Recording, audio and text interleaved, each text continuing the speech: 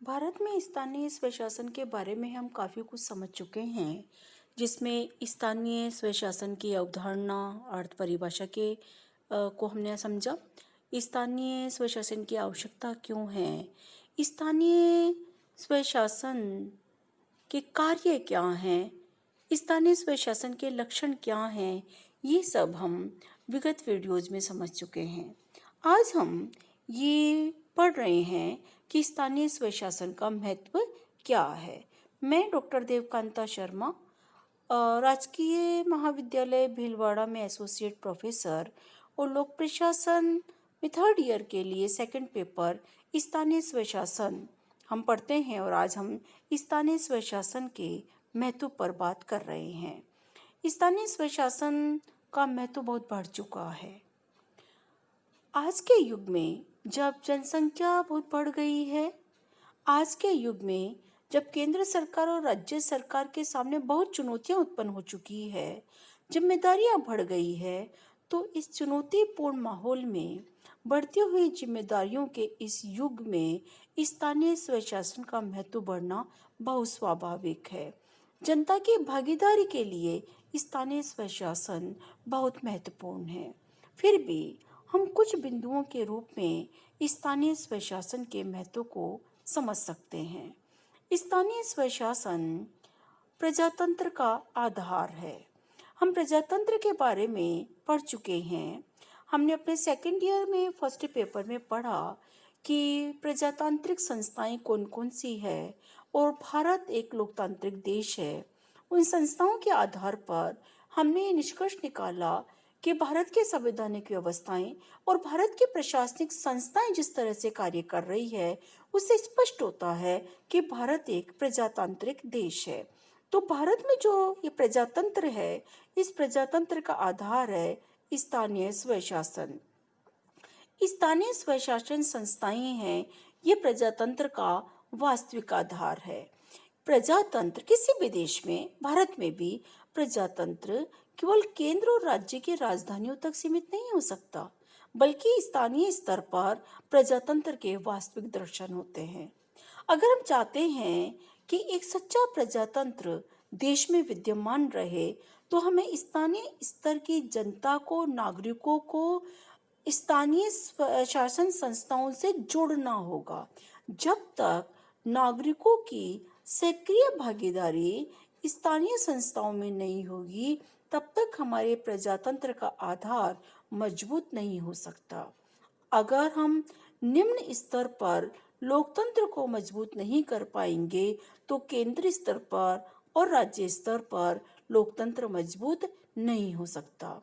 लोकतंत्र की कल्पना तभी सार्थक होगी जब हम स्थानीय स्तर पर स्थानीय स्वशासन संस्थाओं में नागरिकों को राजनीति में सक्रिय भागीदारी का अवसर देंगे, उन्हें प्रेरित करेंगे कि वह राजनीति के क्षेत्र में अपनी उपस्थिति दर्ज करें। अगर हम ज़्यादा से ज़्यादा नागरिकों को राजनीति से जोड़ पाते हैं, तो वह प्रजातंत्र का एक मजबूत आधार स्तंभ के रूप में उभर कर आएगा। तो प्रजातंत्र के आधार के लिए जरूरी है कि स्थानीय स्वशासन संस्थाएं मजबूत हो। स्थानीय स्वशासन संस्थाएं प्रजातंत्र का आधार है, तो इसी से जुड़ी हुई बात है कि स्थानीय संस्थाएं लोकतंत्र की पाठशाला है। लोकतंत्र की पाठशाला मतलब स्कूल ऑफ डेमोक्रेसी, एक ऐसा स्थान जहां पर जनता लोकतंत्र की शिक्षा प्राप्त करती है। भागीदारी निभाने के लिए आवश्यक है कि जनता को ये जानकारी प्राप्त हो कि हमारे देश में लोकतांत्रिक व्यवस्था किस प्रकार से संचालित होती है। स्थानीय स्वशासन के माध्यम से लोकतंत्र का प्रशिक्षण प्राप्त होता है।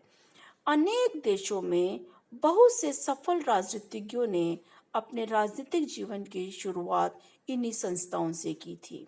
हम भारत का उदाहरण ले तो भारत में सुभाष चंद्र बोस और जवाहरलाल नेहरू, जो कि कालांतर में हमारे देश की मानी हुई राजनीतिक हस्तियां उभरी राजनीतिक हस्तियों के तौर पर उभर कर नेता हमारे सामने आए।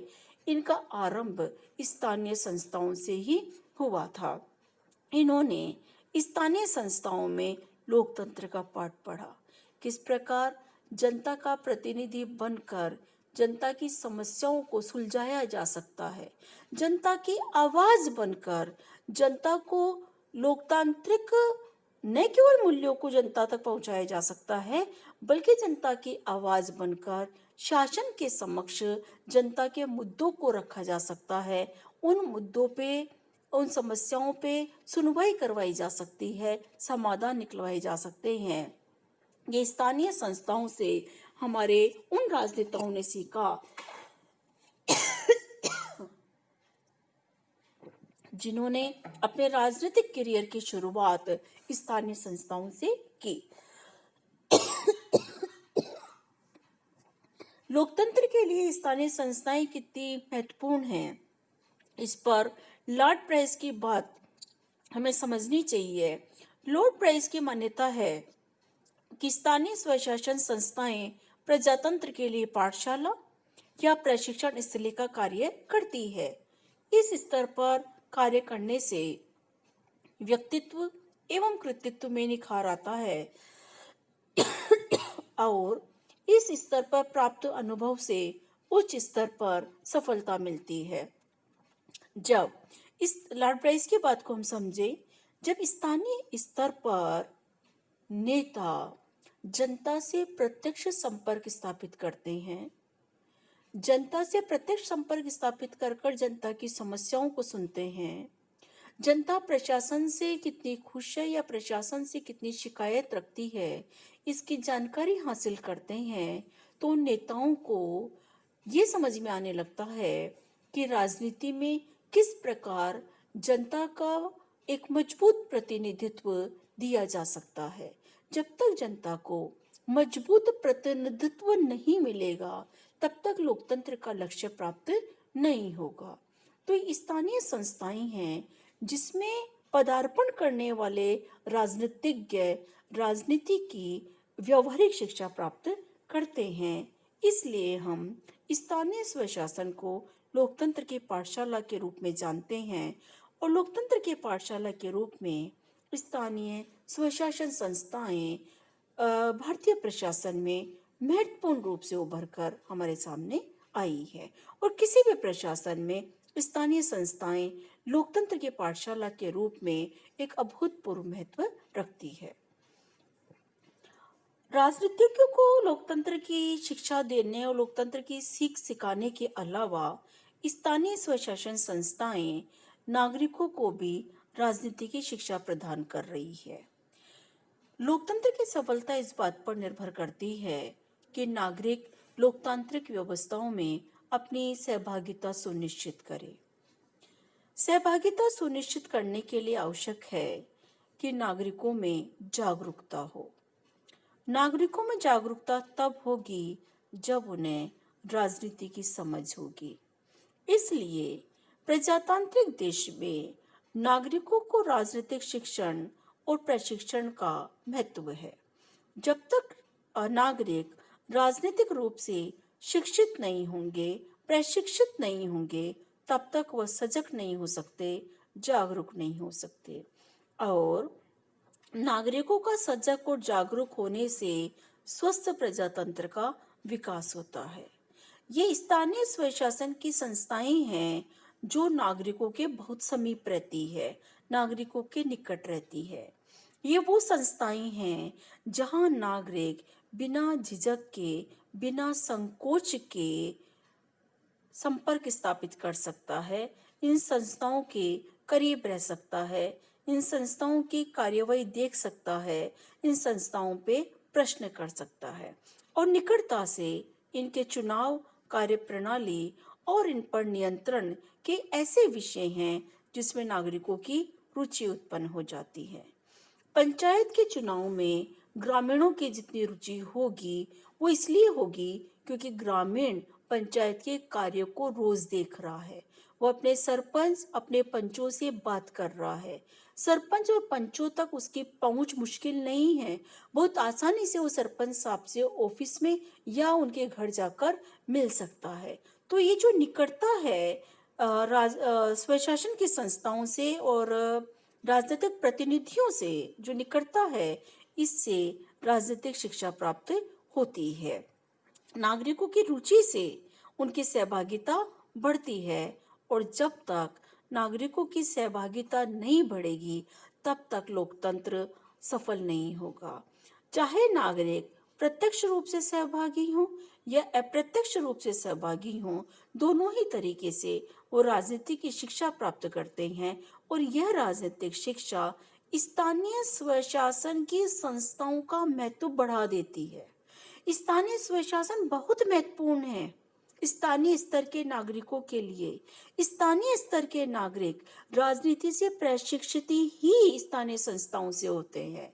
अगर स्थानीय स्वशासन नहीं होता तो नागरिकों को राजनीति की व्यावहारिक शिक्षा प्राप्त नहीं होती, और अगर नागरिकों को राजनीति की व्यावहारिक शिक्षा प्राप्त नहीं होती तो राजनीति में उनकी सहभागिता में रुचि उत्पन्न नहीं होती, वो जागरूक नहीं होते, सजग नहीं होते। नागरिकों की सजगता, जागरूकता, रुचि, सहभागिता का लाभ लेकर लोकतंत्र मजबूत होता है, और लोकतंत्र को मजबूत करने का श्रेय हम स्थानीय स्वशासन को दे सकते हैं। और इस दृष्टि से स्थानीय स्वशासन हमारे लिए बहुत महत्वपूर्ण हो जाता है।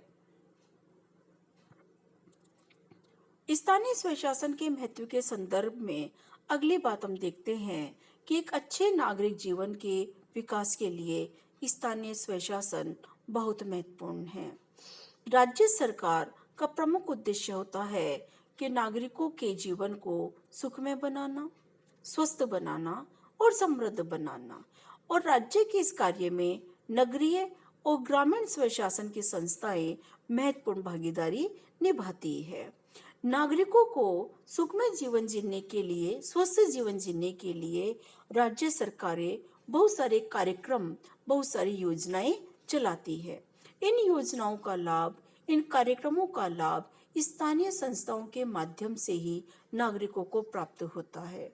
जैसे आंगनबाड़ी है, जैसे पोषाहार है, ये पोषाहार स्थानीय संस्थाओं के निर्देशन में नागरिकों तक, विद्यार्थियों तक पहुंच रहा है, या आंगनबाड़ी में जो बच्चों को शिक्षा प्राप्त हो रही है उस पर स्थानीय संस्थाओं का नियंत्रण है, जिससे कि बच्चों को अच्छी शिक्षा प्राप्त हो सके। टीकाकरण है, नागरिकों के स्वस्थ जीवन के लिए टीकाकरण का लाभ नागरिकों को मिले, स्थानीय संस्थाएं उसमें महत्वपूर्ण भूमिका निभाती है। स्वच्छ जीवन मिले, स्थानीय संस्थाएं उसमें महत्वपूर्ण भूमिका निभाती है। हम पिछले अपने लेक्चर में स्थानीय संस्थाओं के कार्य समझ चुके हैं। उन कार्यों को समझने के बाद ये बहुत अच्छी तरह से स्पष्ट हो जाता है कि नागरिकों के जीवन को बेहतर बनाने के लिए स्थानीय संस्थाएं कितने कार्य करती है। जब नागरिकों का जीवन बेहतर होगा तो अच्छे नागरिक जीवन का विकास होगा। नागरिकों की आवश्यकताएं पूरी हो जाती है तो नागरिक एक अनुशासित नागरिक बनता है। व्यक्ति अपने नागरिक कर्तव्यों का निर्वहन करता है, और अगर देश के सभी, और सब नहीं तो अधिकांशतः नागरिक अपने नागरिक कर्तव्यों का निष्पादन अच्छे ढंग से करे, अच्छे नागरिक जीवन का विकास यदि हो सके तो देश का विकास निश्चित रूप से होता है। तो नागरिकों को स्वस्थ रखना, समृद्ध रखना, सुखमय रखना, ये स्थानीय संस्थाओं के उद्देश्य होते हैं। तो अच्छे नागरिक जीवन के विकास के लिए स्थानीय स्वशासन अनिवार्य है, और इससे स्थानीय स्वशासन का महत्व बढ़ जाता है। एक और बात स्थानीय स्वशासन के महत्व को बढ़ा देती है, और वो बात है संघीय और प्रांतीय सरकार को सहयोग। जब हमने स्थानीय स्वशासन पढ़ना शुरू किया था तो हम बार बार इस विषय पर बात कर रहे थे कि संघ सरकार के कार्य बढ़ते जा रहे हैं, राज्य सरकार के कार्य बढ़ते जा रहे हैं। हम जिस राजनीतिक व्यवस्था में रह रहे हैं उसमें लोक कल्याणकारी राज्य की अवधारणा को स्वीकार किया गया है। भारत एक लोक कल्याणकारी देश है, और लोक कल्याणकारी देश में व्यक्ति के जन्म से लेकर मृत्यु तक प्रशासन का दायित्व निर्धारित होता है। ऐसा कोई भी व्यक्ति के जीवन का क्षेत्र नहीं होता जहाँ लोक प्रशासन विद्यमान ना हो या जहाँ राज्य विद्यमान ना हो। जब राज्य के दायित्व इतने बढ़ गए हैं कि व्यक्ति के जीवन के समस्त क्षेत्रों में राज्य से अपेक्षा की जाती है, राज्य अपने दायित्व अपने कर्तव्यों का निष्पादन कर रहा है, तो ऐसी स्थिति में ये बहुत ही मुश्किल है कि संघ सरकार और प्रांतीय सरकारें, राज्य सरकारें अपने संपूर्ण दायित्वों को ठीक ढंग से कुशलतापूर्वक संपादित कर सके।